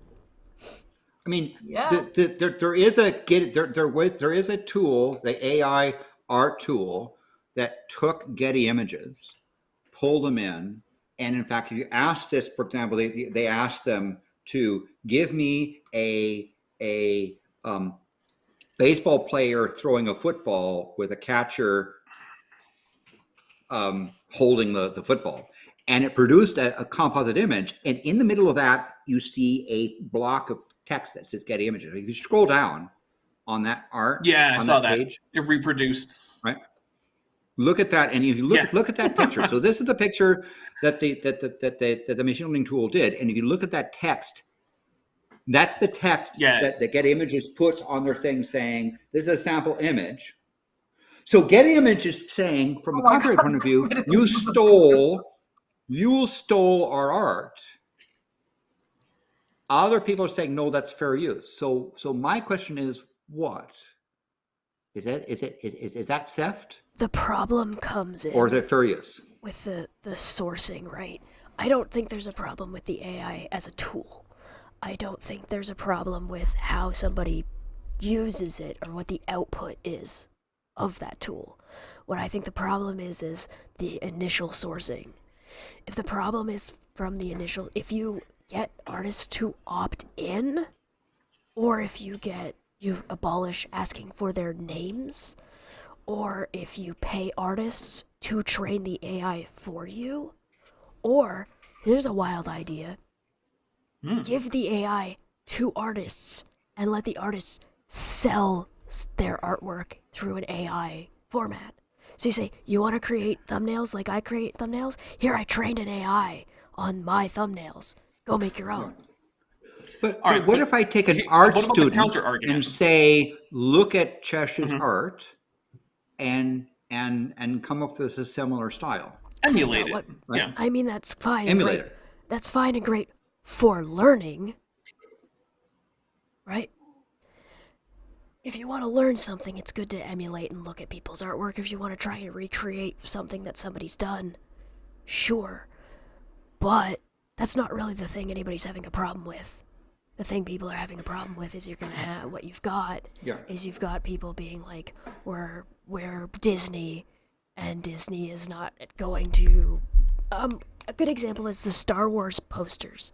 The Star Wars posters are decades worth of work of an artist painting those, the initial ones at least. Yeah. And so you're gonna remove that entirely, and as many hours as you could spend emulating my art style, you may only be able to apply it to certain things. So you might be able to recreate my goblin relatively easily, because the goblin is designed to be easily emulated. You might have a really easy time drawing Mickey Mouse. However, right? But if you want to talk about like the legality problem, Disney is allowing this to happen with Disney's style currently. If that tells you that Disney doesn't have a leg to stand on, because they would stomp that out immediately if they could. Yeah, Oh, and yeah. understand as well, that I did a thing with it in preparation for this stuff. I don't have the image to show, but I asked them saying, give me a dinosaur with feathers, and I must say, Dapper Dino is a better dinosaur with feathers, because having feathers just randomly sticking out of a generic dinosaur is not, I think, a good representation. So to some extent, these so-called miracle machine learning things can do dumb things. You need an artist to do so, which is why you should contribute to one of Dapper's shows so that he's forced to render another dinosaur with feathers. Hey. Yep, So, I actually believe that I- currently I'm with not Disney- currently obligated to do so. So with Disney, I think so. What's happening there is Disney is being very coy, but I think so. I kind of see in the future what they're going to do is all the artists they've ever hired who has made art for them, they're going to feed it into this AI, and they're going to generate new art for themselves, so they don't have to pay new artists or even old artists to do jobs for them anymore. But- so I think so. That's where they are Sure. hoping it will hit. Yeah. I And maybe I South- don't know. That's one of the scenarios that I see in the future happening. When South Park makes their shows, they have artists in-house that will do the bake blocking, and then they hand it to Korean artists in Korea to do some of the fill-in sets, right? Are they stealing from those people? Well, no, it's part of the process, right? I think these are tools. The difference comes in if, let's say, Getty Images says to this, Stable Diffusion tool, you have to remove our stuff. It's like saying to a student that's been trained in art styles, you have to now forget where you've been trained. You really can't. Yeah, you have to start the AI over again. You have to nuke it. You can't unlearn something. And that's part of the problem, right? What I'm talking about is the problem isn't what you output. The problem is what's being collected to input, how the AI is being trained. That's where the ethical question is, not whatever you create. Yes. I'm not a copyright lawyer, intellectual property lawyer, and some of that law is counterintuitive or not nice. But this is something that's unfortunately going to be litigated, which probably will make it worse than better, right? Because you can take a model and absorb other models into it and build a model of models.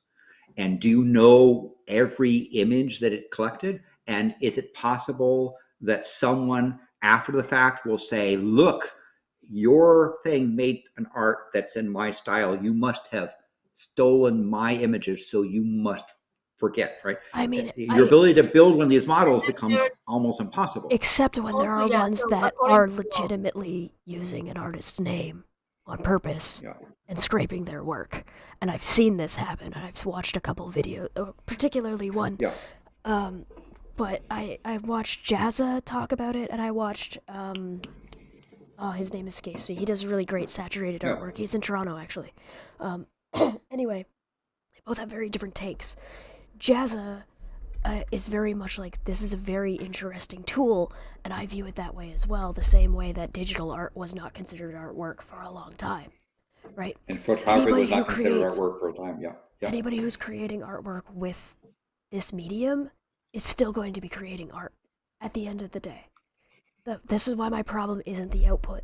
My problem is with the initial scrapings. With the way the AI is trained needs to be the part that is what's the data that's being That's fed the into it? Where that's is it the coming ethical from? consideration that needs to happen is Yes, how the and AI is trained, not what the AI is able to output. yeah. Also, And if I is it may, fair use? Is it fair use to That's That's a take different publicly right. available That's images? another question.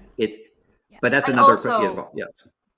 I really hope that I don't know, but I have a bleak hope if it goes to litigation whether small artists are going to win the battle where, like what Yes. Chef said, that what's being input and how the AI is going to be trained. Because number one, I don't know if our current judicial system, the judges that are present, are so technologically trained or aware or knowledgeable that even if they know how AI works in the first place. So we don't know that.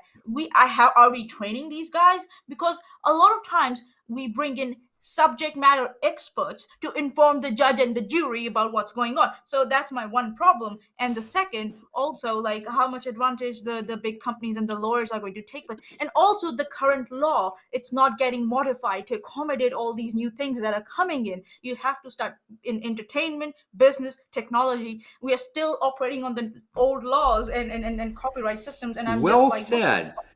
Smitty. Well said. And beware of your parliament solving this legal problem and judges trying to establish case law of things they have no idea what's going on. Smitty makes And a good point. Disney lawyers and Getty lawyers pushing stuff and claims. Beware of that solution because it might not be.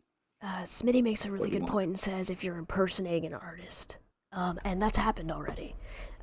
There have been artists that have basically AR. They've gone and done AI art using a particular artist's, not just their style, but like their art, and then creating accounts and then recreating or creating new art with theirs, claiming to be that artist, like on Instagram. So this is a problem that's already happening. But that's our 15 minutes. So, no more of that. Right on Join us in the Discord for a little bit longer chat at that one, if you are so interested. And now we get to Dapper's eggs. Dapper. So your baby dinosaurs. Okay, first of all, I am not directly in a family relationship with any of these eggs. I want to point that out. None of my like cousins or brothers or sisters or mates or anything like that are involved here. So these aren't my eggs in that sense. Just want to make that clear.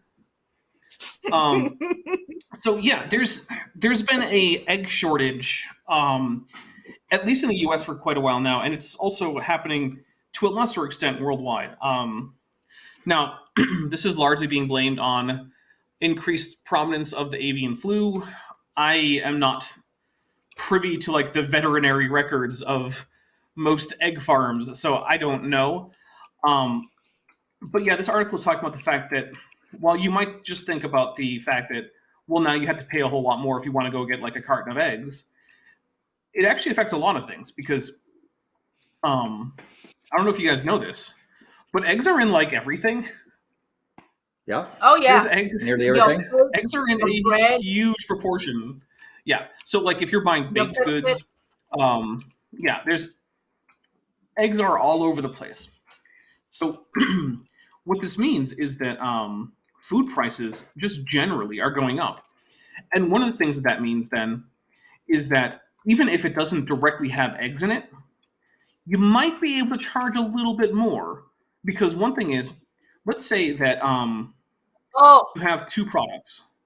You have an egg-based product, but you have a very similar product that doesn't use egg, it uses some substitute. Well, as demand shifts away from the egg-based product because of the high price, that actually increases demand for the non-egg alternative, which then allows those companies to raise that price up again until they actually meet the market clearing price, and then they're making more money on that, but you are paying more. So this whole thing can actually cause a whole ripple effect. And even in the case where it's not a direct substitute, like maybe you're like, oh, I don't want to eat pancakes, but I'll buy like this like artificial egg vegan pancake mix. But also maybe you just opt to eat like corn-based cereal instead. Well, you're also driving up the demand for that cereal. So the whole of the food market will start to raise up prices, which I don't know if you guys have noticed, but inflation has been going apace, but it has not really been keeping up with things like increases in wages. And in some places, it affects different places in the world. Like, for example, in South Africa now, you can no longer get common forms of mayonnaise, which are egg-based. It's simply that it costs too much to ship it, and so those have disappeared off the shelves in South Africa, as an example. So there's a lot of ripple effects that come from that. And even though Elon Musk might think you just can't yell at chickens and say, "Give me more eggs," right? In fact, if you yell at your chickens, and I might say, I believe I'm the only person in this tavern who has been an egg producer. I sold eggs and actually paid for a lot of my college by selling eggs. And I can tell you how you treat your chickens matters a great deal. How they're treated, the quality, not only the quantity of eggs, but quality. And so when there was this demand, people were at home, no longer going to restaurants and other things like that, and demand for eggs went up. You just couldn't make more chickens and make more eggs. It's you can't treat chickens like Musk treats Twitter employees. Oh God. Yeah, well, that's one of the things. Is fundamentally, if there's a supply shock as a result of chickens not laying, whether it be because they're dying or they're just ill and therefore not being as productive, there's only so much you can do, and there's a big time delay, right? It takes time to raise a chicken to the point where it's going to lay eggs. Yes. Yeah. And if you're having a shortage of eggs in the first place, that also means that presumably you're having a shortage of fertilized eggs that you can get new egg-laying chickens from as well. Because chances are that production chain has also been affected. So it's a thing that's probably going to be a fairly long-term thing, or I don't know about long-term, but at least not something that's going to be solved overnight. And it will result in higher food prices. Now, the further away you get from the food being a direct substitute for a food that contains eggs, the less impactful it's likely to be, right? Chances are that the price of bulk flour is not going to go up significantly as a result of the egg crisis. Chances are. But overall, it is going to mean that your food is just more expensive. That make use of eggs will change, and if there's fewer eggs, there will be fewer bread products that are egg-based, and therefore it'll change the price of bread or the economics as ripple effects, not a direct. Get ready for your cakes. Yeah. Ready for all your cakes and various other eggy baked goods to go up significantly, and then as you get further away from that, to go up, but perhaps not as much. So if you are a Canadian going to Timmy's to get your double and your donut, you've just consumed two products that have had egg-based stuff that it gets impacted on eggs, and that's why there's a lot of Canadians that come across the border to this area here to buy eggs from a particular dairy and bring it back because it's actually cheaper over here because I guess our producers can do it better than interestingly across the border. Egg smuggling from Mexico has increased in the U.S. because the U.S. as an example of the protectionism of the United States, which we were talking about, the U.S. essentially bans import of raw eggs. Eggs are significantly cheaper in Mexico. And I'm generally against protectionism. And I'm not saying that I advocate for people to successfully smuggle eggs into the United States. I am just saying it would have a measurable positive impact on the vast majority of the population if people were to successfully smuggle in huge quantities of eggs. Who Just wants saying. a wall now?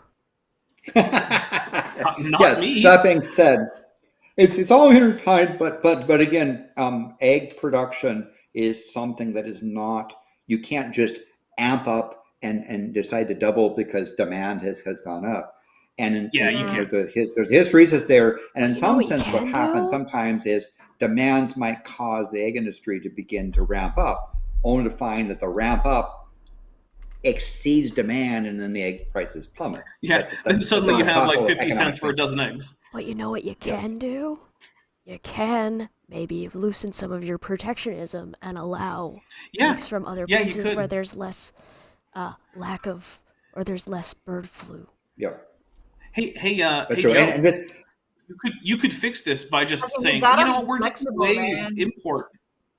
We're just going to waive import bans on eggs. You could just do that, Joe. And understand that bird flu has a big impact on chickens, right? A lot of chickens have died or have been killed because there's a bird flu there. And I can tell you know that the geese and swans coming over from Canada are much reduced this year because a lot of them died from this.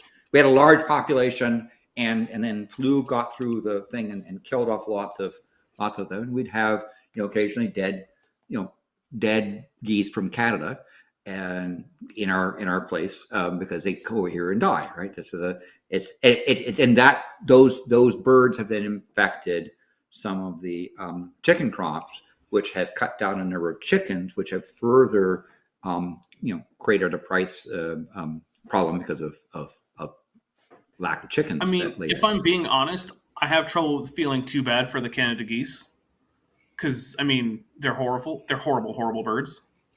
But I do recognize that they can then spread that to other birds, and that's bad. So for the sake of the other birds, this does concern me. However, if, Canada geese were to just disappear, I don't think it would be a huge loss. I'm just saying. No, this is from a pelagic dinosaur tunicates of the sky. and yeah, don't mention that name to Dapper because it triggers him. Well, pelagic tunicates or Canada geese, because they're both pretty bad. Yes, exactly. So Okay, it's there a you go, complex both of them. process. It's a complex process, but I must note that if you're on one of his chats, I don't know that he has a Canada geese emoji on there. I think we would need to get to 250 active members because I think the pelagic tunicate emoji was actually at like 200. And I actually had to get to 200 twice because I got to 200. And then I'm like, oh, okay, hold on. Let me make this emoji that people had requested. And then by the time I go to upload it, it's like, oh, I'm sorry, you're at like 198 or something. Or no, it was 194. I'm like, well, now I can't upload it. So I have my next stream. I'm like, okay, guys, I need like 6 more members so we can upload the pelagic tunicate emoji. And they did, and then he uploaded it, and people use it, By the way, just for I hate and I love to troll my birder friends. I'm not a birder, I love to troll friend. The name of the goose is Canada goose. It's Canada goose. Yes. Now we have Canadian geese here because I can see them fly over Trudeau's ditch and land here. So they're Canadian geese that come here, but there's a bigger species. We have snowy geese and Canada geese. But I like to tell people I'm seeing Canadian geese, and my birder friends say, it's not Canadian geese, it's Canada geese. And I say, no, they're coming over from Canada. They're Canadian, right? Yeah. Canada geese can be Canadian, and other geese can also be Canadian, and any geese that are Canadian geese. Yes. It's like an American sport. Yes, only that's some true. Of them are Canada I geese. don't know how many have a passport, but that's another Probably thing. not. And Dapper probably knows that I don't have not very many dinosaurs I know have passports.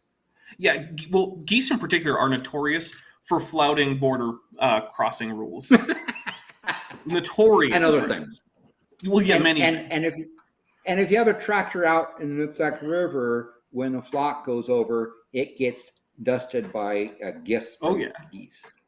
Actually, and that's one thing geese are really good at doing is taking grasses and things and producing Mr. Hinky in great quantities. They're really efficient in producing. And this is one of the things that even if you're never directly infected by a goose, the Mr. Hinky that comes out of them is.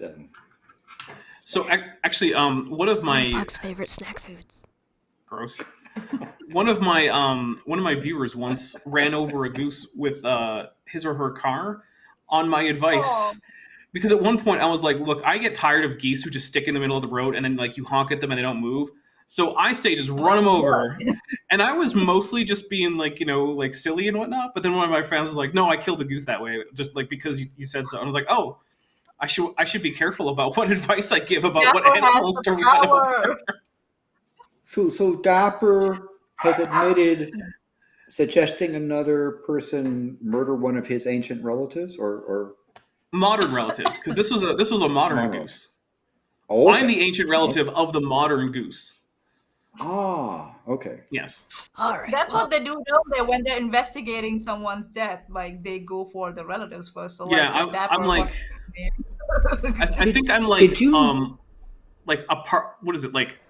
Is that like a conspiracy to commit goosecide or something? Is that what that is? But did you know in Hawaii the state bird is a nini, and the nini is a flightless goose Aw. that has a goose attitude, but it's actually native, not introduced, native to Hawaii. Yeah. And sometimes I encounter them in the Volcano National Park. They're protected because they're endangered, but they So also don't are run those over.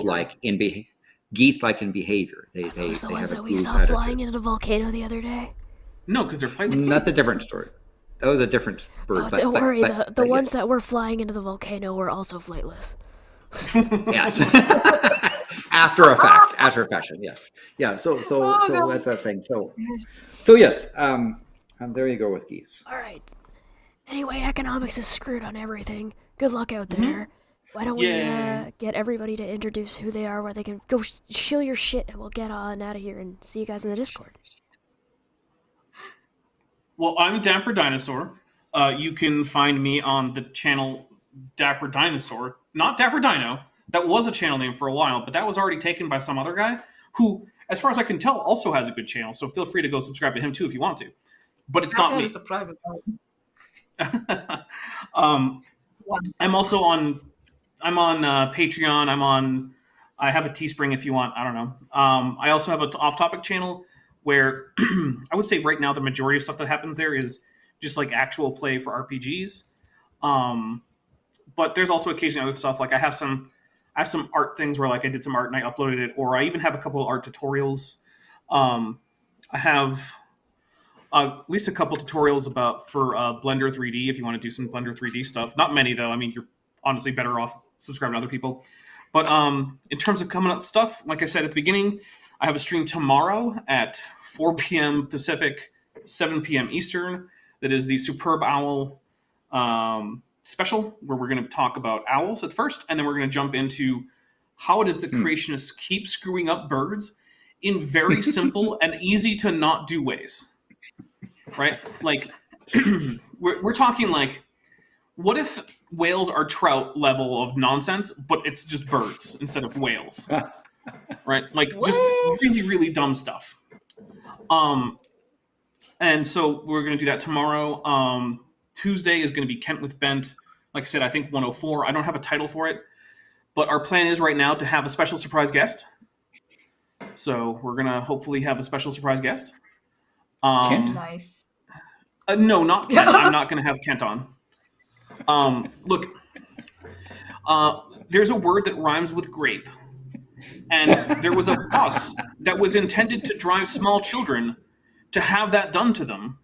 And Kent drove that bus. Once you do that, you're not welcome on my channel. What? Okay. Well, okay. Yeah, he drove the grape bus, except there wasn't a G in front of the grape there. Yeah. I'm trying not. But I'm he's trying to stress rationalized it. out to you.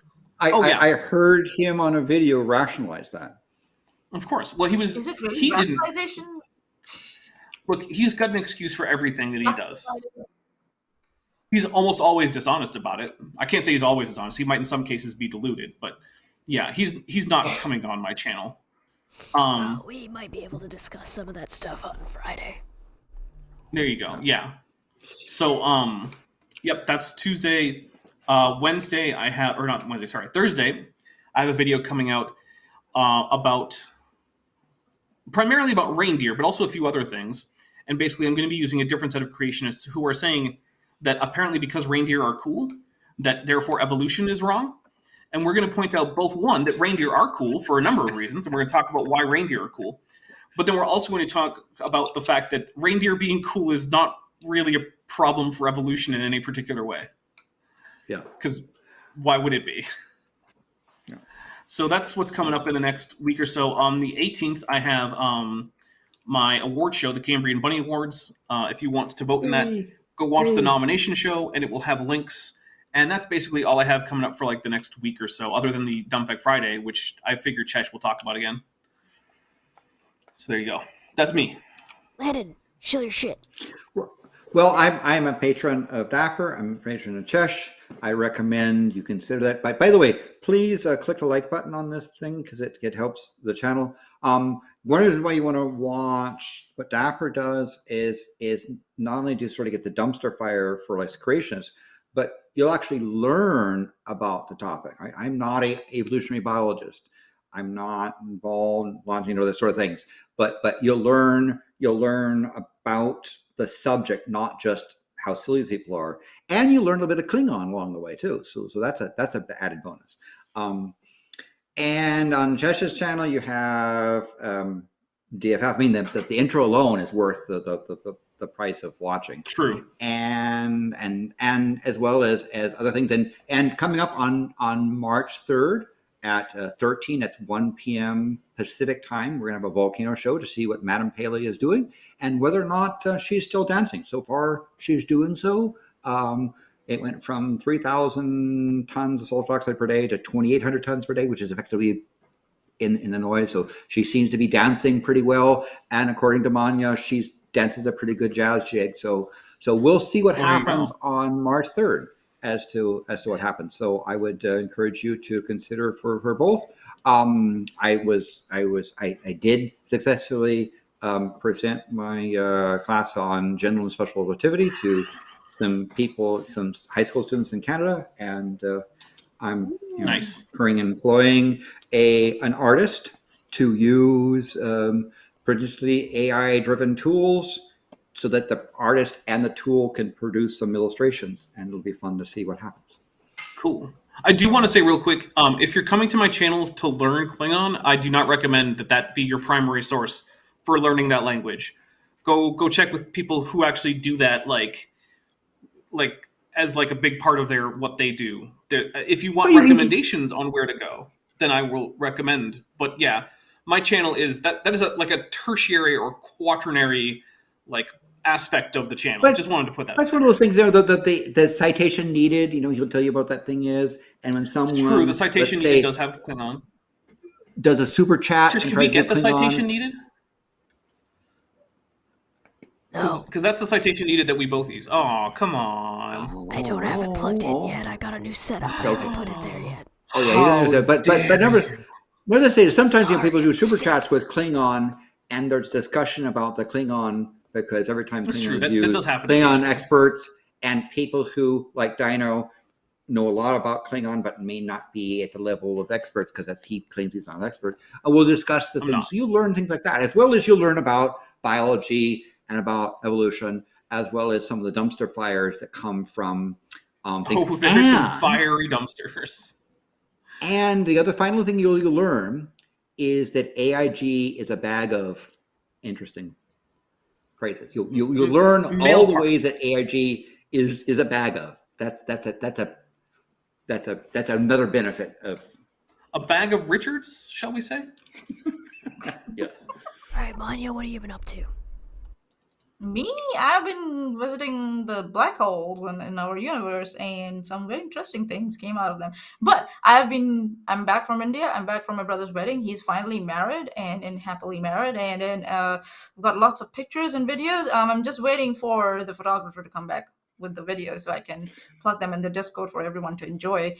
Yeah, you can watch me in there whistling to till the sun comes down. And since I'm back now, I think so from next week, because next week it's Dapper with you on the Dumb Fact Friday. You're gonna be there. And okay, I'm back next week on Dumb Fact Friday, everybody, and also at the watching Madame Paley, and of course the Unnamed Tavern. So I'm back in full swing. So you look out for me on this channel and then on Twitter, like having Twitter meltdowns and never leave me again.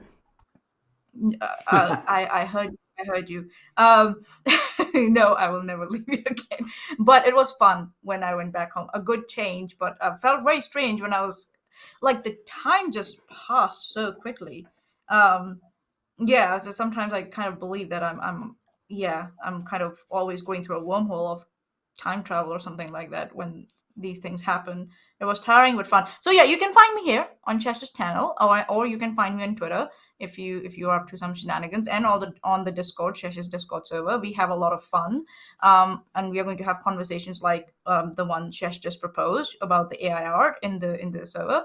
Join us there, and then yeah, I'll be having fun. Yeah. Like, share, and sub if you learned something. Thanks very much for coming, everybody.